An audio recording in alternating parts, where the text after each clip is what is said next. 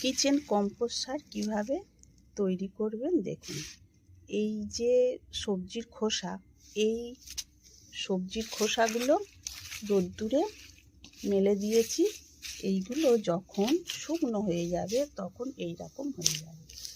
এই বেশ কিছু সবজির খোসা এই দিয়েছি, এইবারে শুকনো করতে দিয়েছি।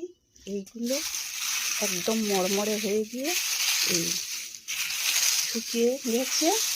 বেশ কিছুটা আরও শুকনো হবে, তখন কিন্তু এই রকম গুঁড়ো হয়ে যাবে। এই যে দেখাচ্ছি, এই রকম গুঁড়ো হয়ে যাবে, এই রকম একদম গুঁড়ো হয়ে যাবে। হয়ে যাওয়ার পরে এই গুঁড়োগুলোকে তুলে একটা টবের মধ্যে এই রেখে দিয়েছি। এগুলো শুধু সবজি খোসা।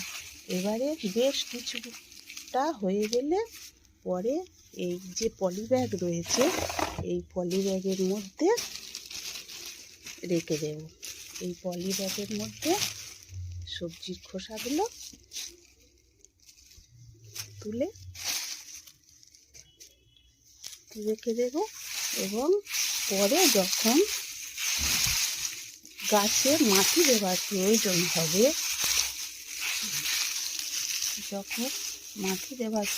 হবে, তখন এই সবজির খোসাগুলো এই যে গুঁড়ো করে রেখেছি, এই গুঁড়ো সবজির খোসা তখন এই গাছের গোড়ায় দিয়ে দেব। এইভাবে গাছের গোড়ায় সব দিয়ে দেব। দিয়ে মাটি দিয়ে ভালো করে গাছের গোড়াটা ভালো করে মিশিয়ে দেব মাটির সঙ্গে। এইভাবে সবজির খোসাগুলো ব্যবহার করা যায় কিচেন কম্পোস্ট হিসাবে।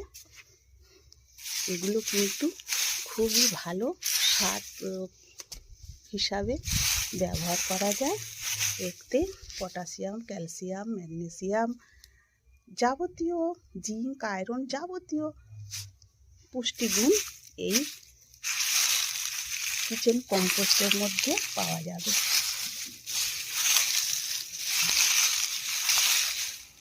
এগুলো ভালো করে কিন্তু গুঁড়ো করে নিতে হবে।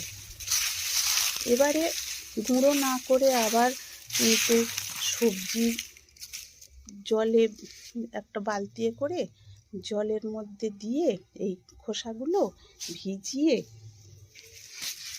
গাছের গোড়ায় দেওয়া যায়, কিন্তু ওইভাবে দিলে